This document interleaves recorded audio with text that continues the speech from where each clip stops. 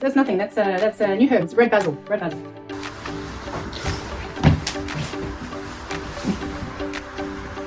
So, you've got a new plant. Congratulations, you're feeling so good about it. You've picked an absolute beauty from the plant store. So, now what?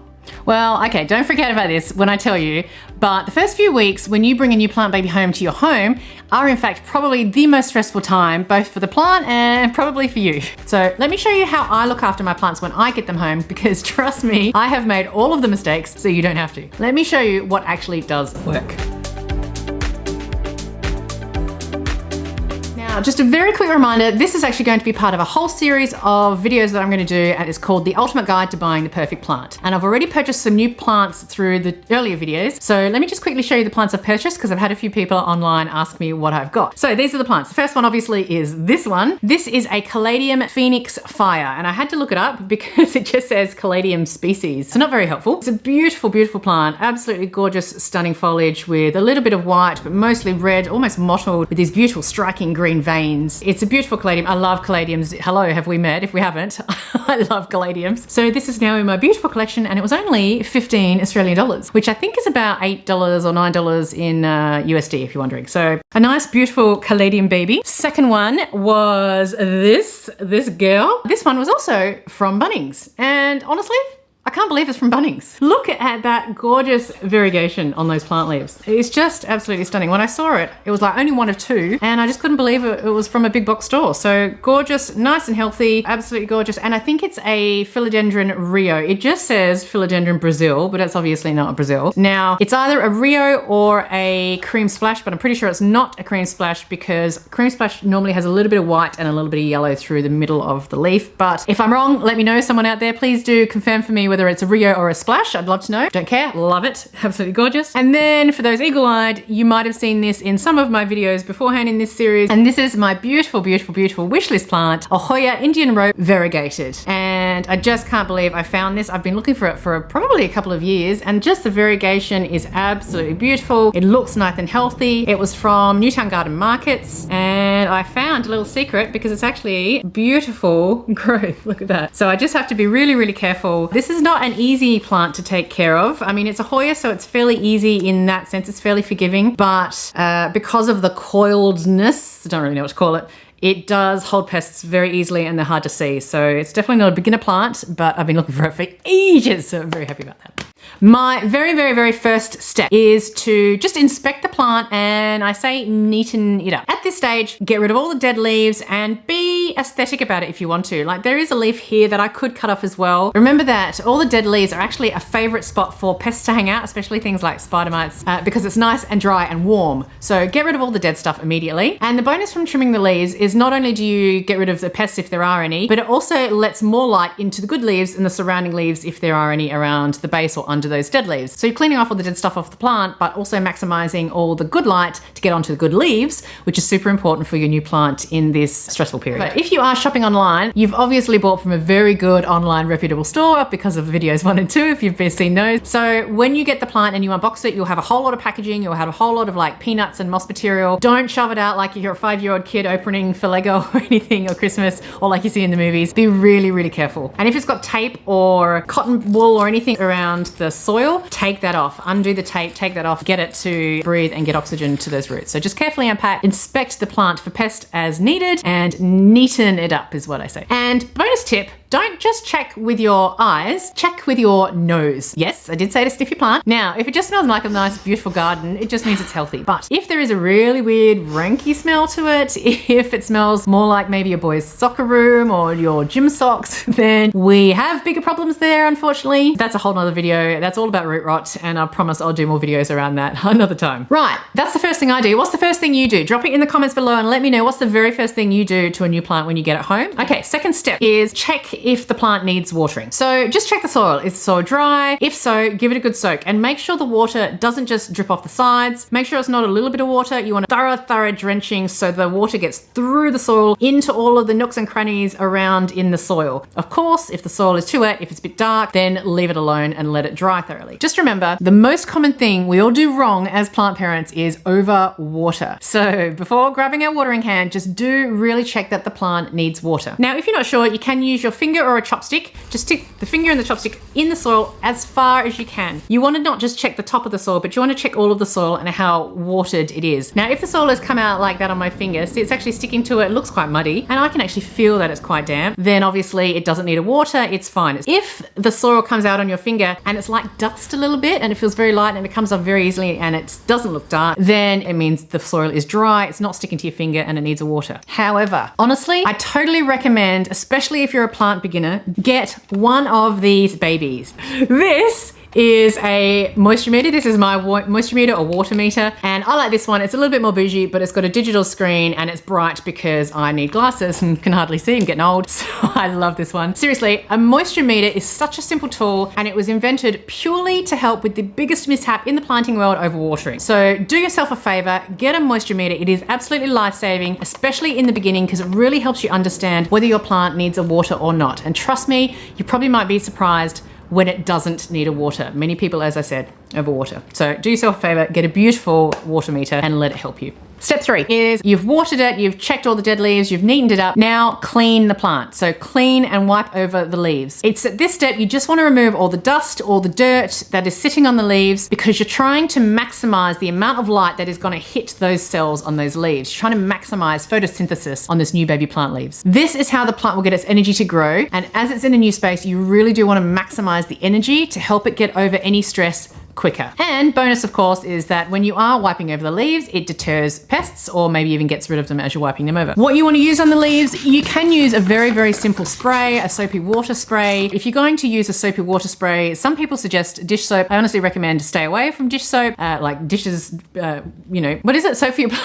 dishes, soap for your plants, soap for your dishes. Just don't use that. Go and buy yourself some Castile soap. Castile soap is very, very safe for plants and vegetables and fruit, actually. So it's 1 part Castile soap to about 4 to 5 parts water, maybe even a little bit less. Just make it soapy water, spray and wipe over the leaves. Castile soap is very, very safe for plants, but as I said, it's good for veggies, so you can also water any veggies that you get home with Castile soap as well. So it's actually multi-use, which is amazing. Now, I personally, when I'm spraying my leaves, I personally swap between a neem oil spray, and I've mentioned neem oil spray several times. I'll leave the ingredients down below if you want to make your own, or I love this Vitality spray. It's called Vitality Plus. I absolutely love it. This thing cleans the leaves, it deters pests like thrips and fungus gnats and even spider mites, but mostly it actually also gives a bit of nutrients to the leaves. So this stuff is really, really cool. I've only just found it recently. I've been using it and my plants seem to love it. So neem oil spray, soapy water, or this Vitality Plus, or I'm sure there's more out there. And don't forget to grab some microfiber gloves. Of course you can use a microfiber cloth, but gloves, oh my gosh, I love, love, love, love my gloves. And it just makes wiping over the leaves so much easier, getting into those little ridges and nooks and crannies with your gloves, with your fingertips. So you've got it home, you've cleaned out your baby plant. Now is going to be the hardest part for you. You need to leave it be for at least 2 to 3 weeks, maybe even 4 weeks. And this is step 4. You need to let that plant acclimate to your home. Now, I know it can be super tempting to fertilize or repot straight away, but honestly, less is more. Remember, your plant is actually adjusting from almost perfect greenhouse conditions. Then it went to the retail store where it was a little bit more stressed, and now it's come to your home where it's a little bit more stressed. And believe me, your plant will stress. And stress is actually quite normal. It's a weird thing to say for a plant to stress, but it does happen. But just remember, the best thing to do is to let it be, give it time to adjust to its new home. And if you do all of these steps, it absolutely will adjust. So you're probably looking at me going, okay, but what does acclimate mean? What does acclimate, I mean, is that how you even pronounce it, Angie? What does it mean? Well, for starters, some people aren't going to like me saying this. I know many of you want to get this plant baby home and repot it straight away. Please don't repot your plant. Only if absolutely 100,000% necessary do you want to repot the plant. For example, if the soil is really bad, if it's really cluggy, if it's chucking up the roots, soil is bad quality, of course, if it's not draining properly, if it smells bad like we talked about before, or if it's root bound and all the roots are coming out. But that'll be very rare because you've done all the due diligence beforehand to buy a beautiful plant in the store with the right steps. I mean, I still leave plants that are in a weird soil for at least 2 weeks, again, just because it just stresses the plant out. So I will leave it and then repot it after that 2 weeks. You also need to find your new plant a isolated spot in your house. You want us to keep it away from all the other plants for a little bit. Now, some say this is optional. I would not agree with that. I actually think this is an absolute must, because no matter how much hard work you've already done in checking all for pests and wiping all the leaves, honestly, those little things are sneaky little buggers and they hide in places you can't see or can't reach. So always, it's better to be safe than sorry. It's only 2 weeks, and I personally learned this the hard way for sure. So I would recommend just setting up perhaps a little quarantine station for your new plants somewhere separate. A little bathroom, a nice little bright spot. Make sure that the plant is isolated, and in that isolated spot, make sure that it just has the right condition for what that plant needs. And remember, different plants need different needs, but you just want to set the right conditions for the plant. Now, for most plants, you want to check with lighting. Lighting needs to be a bright indirect spot. Maybe use a grow light or find a place in your house that's near a window but doesn't get direct sunlight. You want to check that it's got good humidity, especially if that plant is a humidity loving plant like a calatheum or an anthurium. Check for high humidity, but I do find that adding a humidifier to new plants in your home, especially if they're baby plants, is actually really, really key as well. It helps it acclimate easier. And if your plants are really, really small, you might even want to think about adding it to a propagation box. So it's a big transparent box with a little bit of moss. Again, it just creates its own humidity chamber, and isolate that away in a little box. And then finally, temperature. Just make sure it's a consistent-ish kind of temperature, not, you know, high draft, high winds, high heater. But the good news is most plants that you're going to buy from a big box store or a nursery, fairly tropical kind of plants, and they are comfortable in the same temperature that you are. So anything from like 18 to 24 degrees Celsius, have no idea what that is Fahrenheit, so I'll leave that just here. And then final tip in this part around acclimation is just leave your plant be. Don't move it around the house. Honestly, changing conditions won't help it be happy. Think of it like just you're moving house. You don't want to move too often, and neither does your plant. Honestly, just give it a chance to get used to the new surroundings. Happy plants like consistency in temperature, humidity, consistent soil temperature, etc., etc. Now, as I said before, now you need to leave it for 2 to 3 weeks, and this probably going to be the hardest part for you, because it definitely is for me. Try not to be a helicopter mom or a helicopter dad. Let the plant get settled. See if you can let the plant tell you how it's feeling by monitoring it closely. If you can do me a favor, can you leave this emoji right here if you're excited to try some of these tips if you don't do them already, or leave this emoji right here in the comments below if you're already doing all of these tips so far like an absolute rock star. Either way, I love you for being here, but add an emoji down in the comments below for me. So you may have noticed that I haven't really mentioned yet about fertilizer. And my tip here is just don't fertilize the new plant, honestly. If it's a small plant like this, avoid it in the first month. If it's a larger plant, avoid fertilizing in the first 2 to 3 months. You really don't know when the last time they fertilized in the plant store or in the greenhouse, so just give it a bit of time. It can do with a bit of time away from fertilizer, that's fine. And especially if it's got these little baubles like this one here, these little yellow baubles in it, that's a slow release fertilizer, so it could even go maybe, you know, 3 months, 4 months, 6 months without fertilizer, depending on how your plant is growing. It's gorgeous.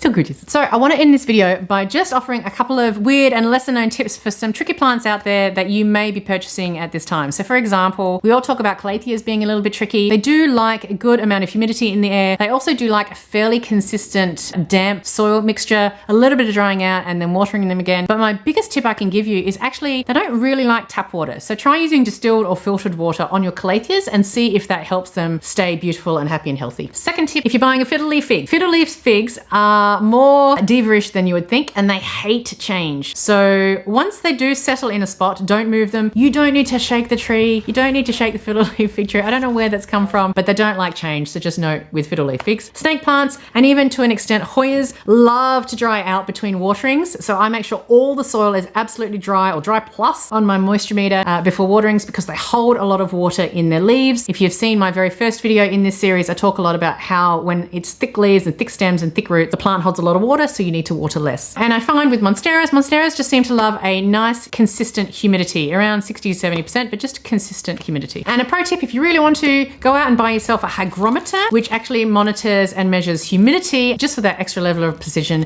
just to learn more about your plants and more about how you set up those conditions. So now, congratulations are completely in order. You've set your plant up with the best possible chances of not only just surviving, but thriving from day one in your beautiful house. So from here, I want you to give yourself a glass of wine or a chocolate or something, as you're now honestly ready to gradually introduce your new baby plant to their final spot in the beautiful plant jungle. You've gone through all the cleaning or the setup, you've gone through acclimation, it's ready to go into its final spot in your house. And do remember that these little beauties aren't just one and done decorations. You've got to look after them, right? They're living things and they thrive with really good care and a really good environment. But don't stress, because the good news is most plants, not every single one, but so many plants are actually more forgiving than you think. And even if you make a mistake, you'll learn and you'll grow alongside them, which is what I love about plants. I love learning and I love growing, and I love seeing my plants do the same thing. Trust yourself, follow these steps, and you'll see your plants grow strong and healthy, honestly, in years to come. I promise you. If this video has helped you, please do hit the like button below. But more importantly, I want you to share those emojis that I talked about before, and what is the plant that you've just purchased. Add your new plant into the comments below. Let me know the most amazing, beautiful new baby plant that you've just added to your collection or you're about to add to your collection. And if you do know someone who's just bought a plant, send them this video because their plants will thank you for sending them this video. Anyway, and of course, don't forget to check out my next video here where I'm going to be diving into the best plants that I would buy again if I had to start my plant collection from scratch in 2025. Thank you very much for watching. I honestly hope you have a week full of leaves, love, and laughter. And I really do mean that because I feel like if you have an abundance of leaves, love, and laughter in your life will be absolutely beautiful. Take care, and I will see you in the next video. See you later. This. Oh, I'm pressing the wrong button to turn it on. There.